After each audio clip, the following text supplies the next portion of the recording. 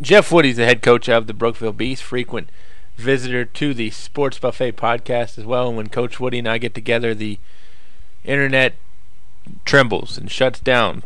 Jeff Woody and I talked about Brookville's matchup with Cave Spring this coming weekend in Roanoke. He also talks about the game against Northside and the potential that Brookville thought they might see Richlands and how the Bees reacted to that upset that Cave Spring pulled in Ernie Hicks Field in Richlands last week. Here's Jeff Woody on the Sports Buffet podcast. Always fun for me to catch up with the head coach of the Brookville Bees, somebody I like to call a friend, but let's keep that quiet. We don't want things getting out now. Jeff Woody, head coach of Brookville High School, gets the chuckle out. Coach, obviously thankful for another week to be playing football and one more and you get to the state finals. But before we talk about Cave Spring, let's turn the clock back to last week's game in Roanoke County. Good win over Northside. Start telling me what went right. What went right? First things first, I think it was a hard-fought game by both teams. And, we knew we had to go in and play a near-perfect game in order to win. We had 3 turnovers. Fortunately, those turnovers seemed to be like punts. They were third down and long situations, and we threw deep, and they made the interception.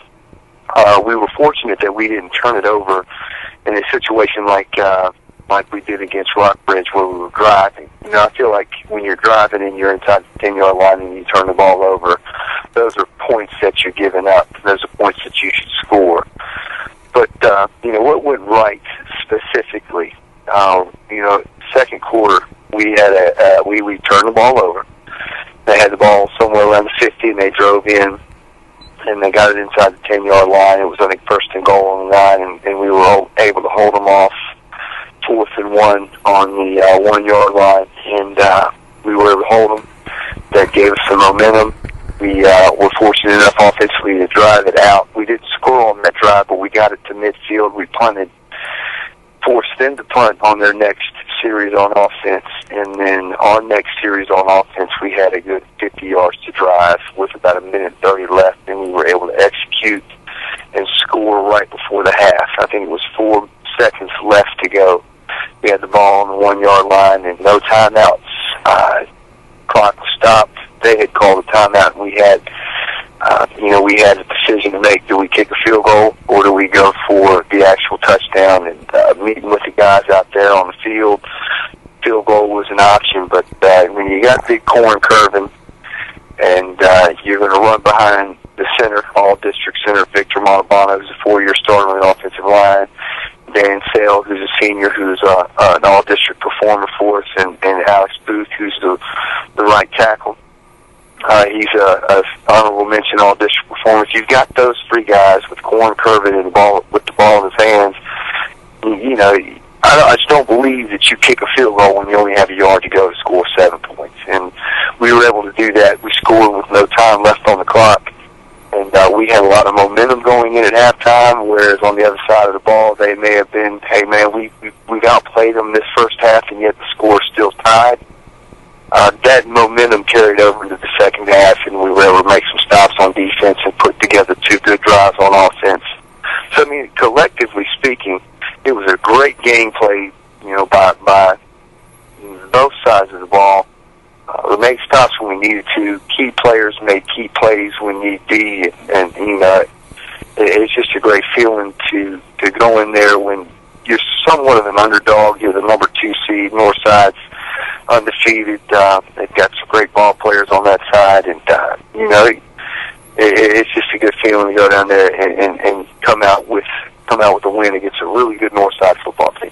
And, I think a compliment you can get from the opposing side, no matter who you play, that is a really high compliment in my mind, is when Bert Torrance, I heard, said, they were a lot more physical than I thought they were going to be or than what we had seen on film, which to me, almost says film can't really show you how physical a team is. Talk about the physicality that the Bees brought with them. When you got a Corn Curvin and a Victor Montalbano and Caleb Thompson and D.D. Fox playing on the defensive front, you can expect them to be physical. And I hope that teams continue to look at us on film, defensively speaking especially, and think that Brookville's not that physical, because I tell you what, those guys are that. To be honest with you, is the most physical group I've coached since I've been at Brookville High School. On the offensive front, we're led by Victor Montalbano again at center, and we've got 2-year starter in Dan Sale, and we got 2-year starter in Alex Booth, and you got 2-year starter in Josh Mason, and you got J.C. Hessen up in there as well, playing the left guard position.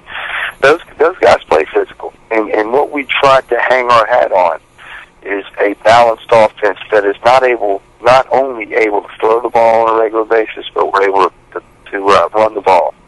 And when we needed to, we were able to pound that rock, and you hand it off to 2 good running backs and Michael Caldwell, who's a tough runner, although small in stature. I mean, he's got the biggest heart of any kid that I've ever coached. And Hilson Atkins he's an up-and-comer. He's very elusive, very shifty, if you will. He's able to find that lane and get through it. And when Hilson's in there wearing that bull package, and all he's got to do is follow the big corner curve, and corner's going to lead the way. And he's got other folks up front, that same offensive line that I described to you earlier, paving the way as well, and D.D. Fox as the other fullback. And, when we call that package, that bull package in, is the name of it. It's almost automatic. It's a confidence builder. Our kids feel like, oh, bull package, first down, or bull package, touchdown. And, we're riding on some good confidence right now. And we feel like we play physical football. We play in the Seminole District. We feel like it's one of the toughest districts in the state of Virginia. And, to each his own, and every district has its great football team year in and year out. But I feel like the Seminole District year in and year out is top of the line. And in order to win in the Seminole District, you've got to be a well-balanced football team. You got to play great defense. You've got to stop the opponent's off tackle, and as an offense, you have got to establish the off tackle. And I feel like in any high school football game or any football game in general, if you can establish running the off tackle, and you can prevent the other team from running the off tackle, you'll be in good shape. Who gets credit for the team being physical? Is that a kids thing, or is that a coaching staff thing? The kids are physical to begin with, and I think it starts from the very beginning. When you go way back down to the youth football leagues, Timberlake Lions, Brookville Comets, they learn how to play physical.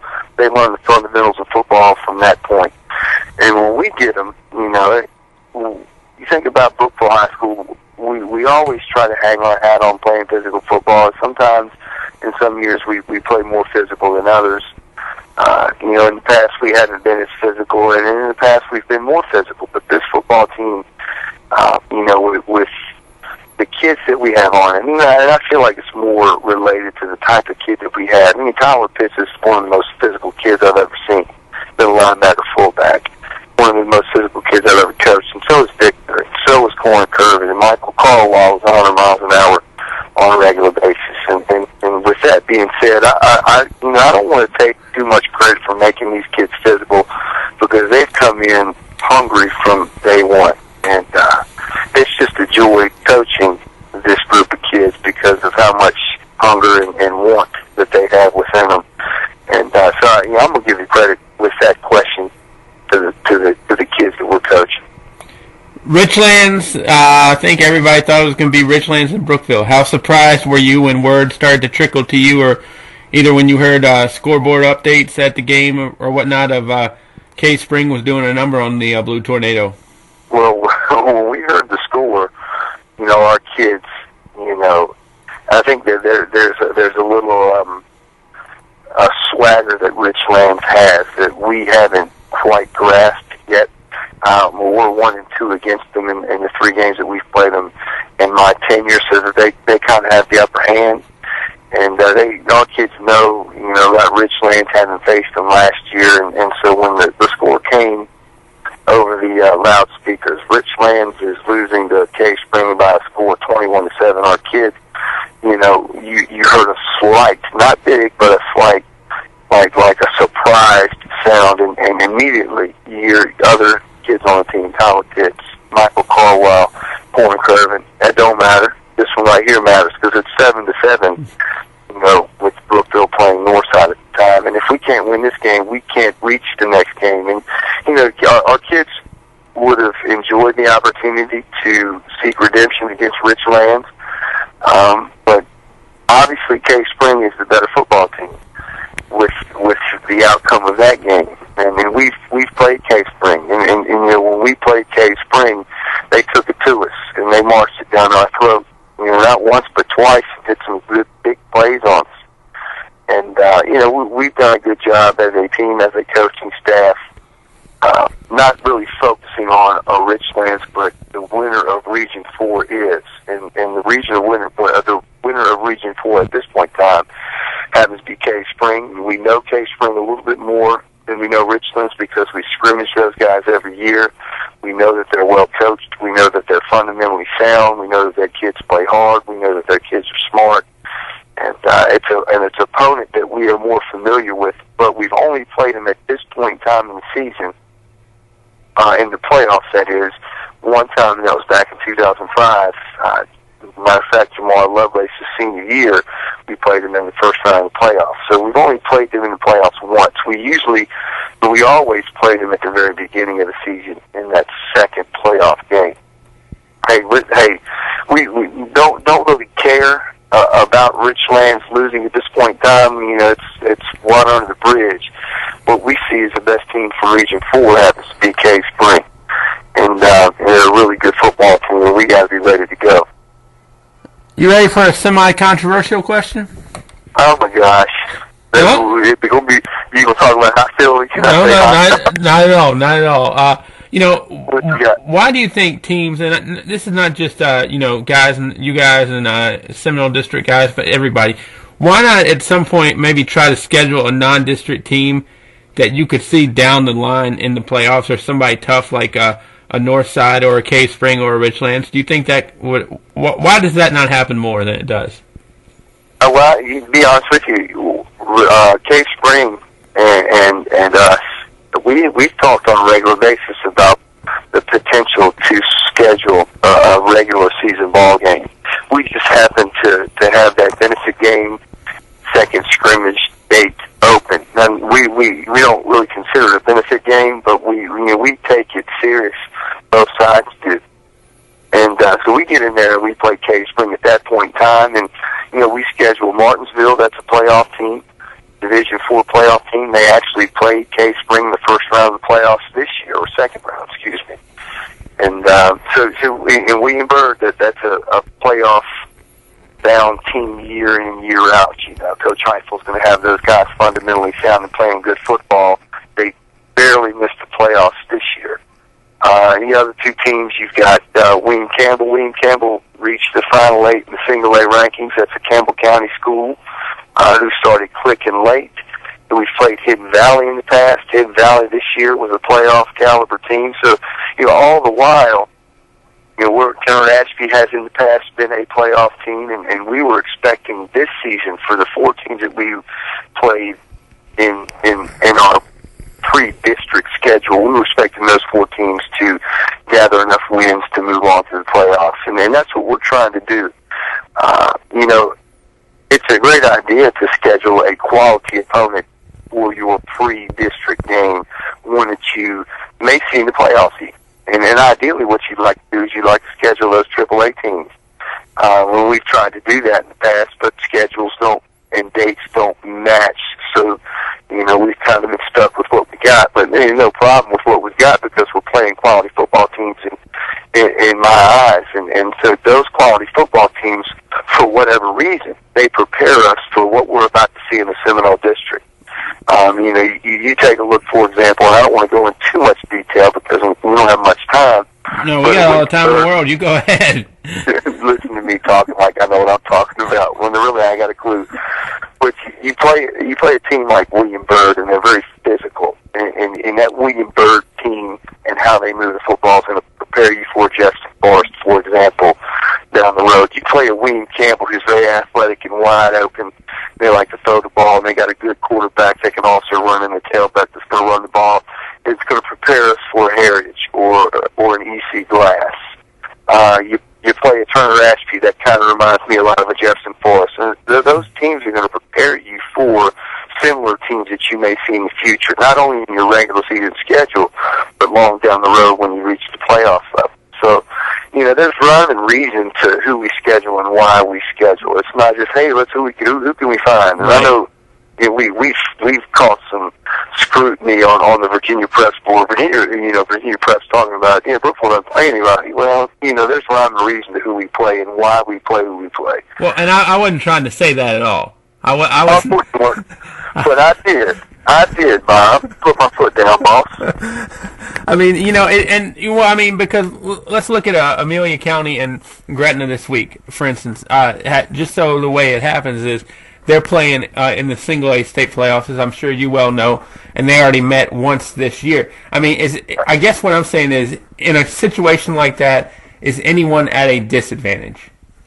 If it's a rematch of something that's been early on in the year in the playoffs, one that, if you're playing Rustburg, for instance, you can't help that because you're going to see them in the regular season. But, do you want to avoid somebody that you could see in the playoffs? No, sir. Okay. Not at all. Not at all.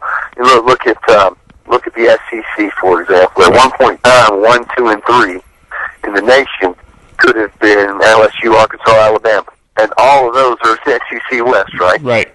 And so they've got to play each other in the regular season. And if fortunate enough, we're going to see another LSU Alabama national championship game. You want to play the best prepare you for, that postseason. Way back in 2005, 2006, we played 2005, for example. We played Turner Ashby State champ. We played Salem State champ. We played William Byrd, who ended up, 9-1 that season. And so our pre-district schedule was very tough. And what?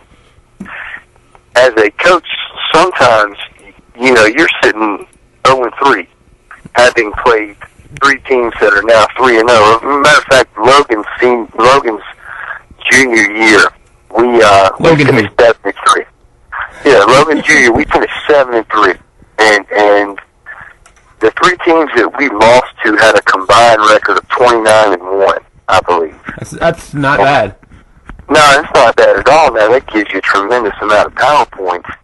Gives you a game at home in the playoffs. And it makes your team tougher in the long haul. But at the same time, if you're sitting at 1-3, right, what's the confidence level of your football team? Right. And we were able at 1-3 to conjure up 7 wins in a row, or 6 wins in a row, to finish the season at 7-3. And we played a really tough Heritage football team who was undefeated for our last game of that season. And I do believe that the schedule at the early part of the season prepared us for that. But at the same time, we were walking on eggshells. And at 1-3, we could have easily lost that team. Thank goodness we had great senior leaders and great junior ball players that were able to persevere and keep on keeping on. And those ball players included Logan Thomas and Devin Bowling, who's at Wake Forest, and Zach McRae, who's at Virginia Tech, and Stacy Houston, who's Davidson as a scholar, and we had a tremendous amount of great ball players that year. Derek Smith and who else was on that team? Tony Goodman. Those 2 guys were tremendous leaders. But that's a situation that can make or break a football team, and you got to be really skeptical about why you schedule who you schedule at the early part of the season. And what we try to do is we try to fit our pre-district schedule with teams that are similar in some way, shape, or form to the teams that we may face in our district, so that when we face this team, we know we are going to face this defense later on in district play, or this offense later on in district play, or this style of athlete later on in district play. And so there's a lot of reason. There's a plan for what we do. It's not just, hey, let's just go schedule such and such, folks on Virginia Preps. Mm-hmm. Oh, I shouldn't take shots. But, no, go ahead. There's a lot of reason to it. You know what I'm saying? There's a lot of reason to what we're doing. There's a plan. Right. The mad scientist, you and Larry Kidd behind the scenes. Yeah, me and Larry Kidd. Hey, before we get back to Case Spring real quick, you mentioned the guy, Logan Thomas. Whatever happened to him, by the way? He's all right. He's doing good. He's doing okay. I enjoy watching him from time to time. Yeah, he's I think I've heard of him, I believe so. What's crazy, I'll wake up in the morning about 3, 4 a.m.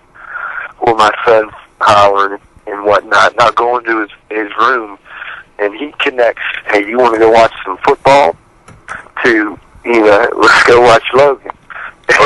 And so that's, I don't get to watch a whole lot of football because of preparation for high school games, and, watching film for that. But anyhow, I'll go in his room, and at 3 o'clock in the morning, he'll look dead at me and say, hey, want to go downstairs and watch Logan?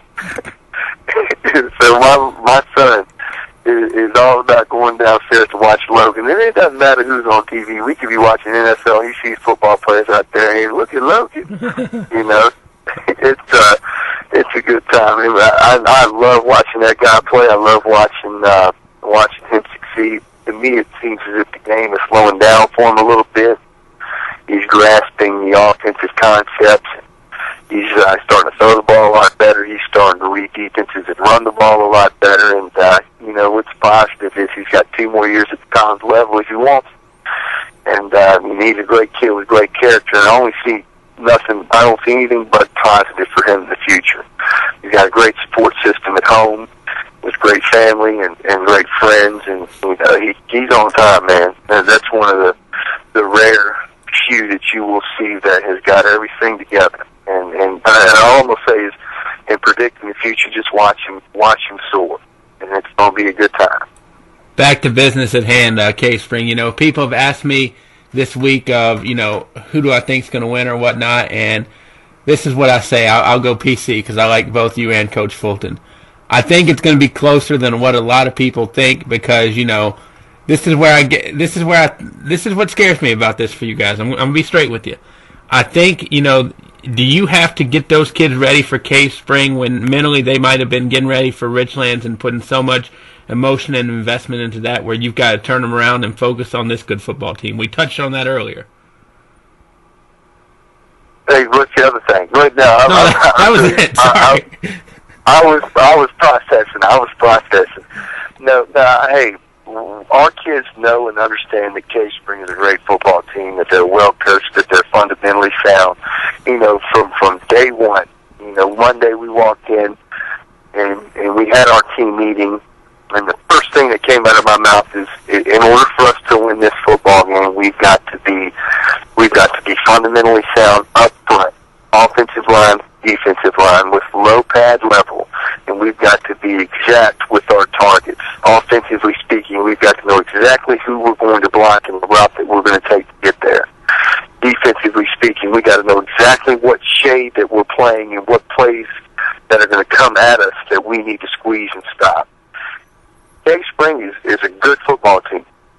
They're well coached. Not only are they good up front, they're good at the quarterback position, and they run 2 quarterbacks from time to time. They're also good at the running back position. They've got good wide receivers that not only catch well, but they also block well. That's the information that we've been feeding our kids. That's the information that our kids have been picking up from watching film on these guys. And, the scrimmage that we played going back to August 20th, although we came out on top, that game could have easily gone Cave Spring's way. And then going into this game, a lot of folks said, and I'm going to go back to that scrimmage, a lot of folks said when we scrimmaged Cave Spring early on the season, Cave Spring doesn't have much, they don't have much depth, they lost a whole lot, you guys should walk the dog on them. A Tim Fulton coached Cave Spring team is always going to be fundamentally sound. They're going to be smart. They're going to be well coached, and he's going to get the best out of his athletes. And, the athletes that he has won, they're athletic, they're fast, they're physical, they're strong. You can tell they've been working hard in the off season. But they're also, well coached and on time, and they know what they do, and they do what they do well. That scrimmage early on in the preseason, the second scrimmage could have gone either way. It could have been a Cave Spring win. And at that point in time, what are we talking about now? Early what was being said, Brookville just barely got by a soft Cave Spring team. Meanwhile, what we know at Brookville High School is we played a tough Cave Spring team. And that game could have gone either way. But if Cave Spring would have won that ball game, that scrimmage, that one half of play, then is the talk about this state semifinal game any different? Now, I don't know, but history is history. To each his own. But I do know this: we got to be ready to play, and we got to have some breaks, and we got to play well and take advantage of opportunities if we want to win this football game.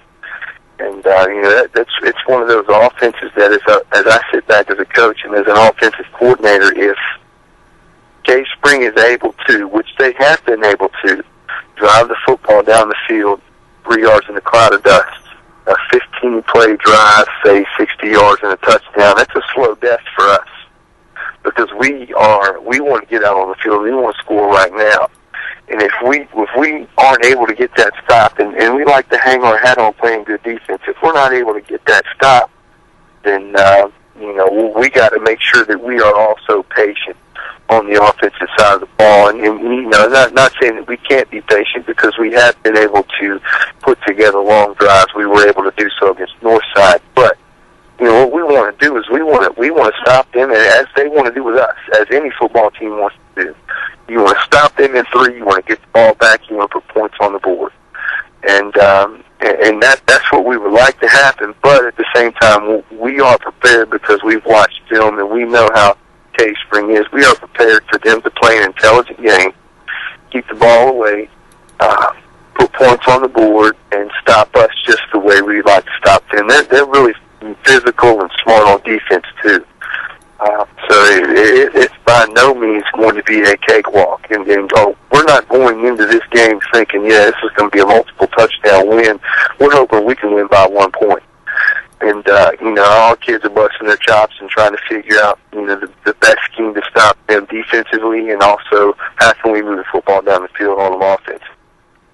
For the people that are still with us on the internet, let's wrap up because I think people are getting ready to surf YouTube now for funny animal videos or something like that. They're tired of me being you running off. The boringest show on the internet. Bob Alvis and Jeff Woody. Welcome. And the sad thing is we could probably go another 45 minutes just between all day. I can talk football all day with you, Bob. Well, I think we could talk all day, just, not only football, but we could, go round and round. But that's neither here nor there. That's for the off-season. We can shoot the poop, man. We can shoot the poop. So let's wrap up with the 3 keys: offense, defense, special teams, one area in each that gives you guys that 1-point victory on Saturday. Offensively, we got to have success on first down, and it starts up front. Defensively, we got to stop off tackle, and we got to create turnovers. And special teams, we got to make sure we protect. We got to control field position. We got to get good returns. Bottom line, it keeps it simple and quick. I like it. I'm sure all those folks on the internet like it as well. I like it. Well, Coach, best of luck on Saturday. You get this one. You get Lynchburg for the state final. Best of luck with it, and we will talk to you down the line. Sounds great. Thank you, Bob. Jeff Woody on the Sports Buffet Podcast.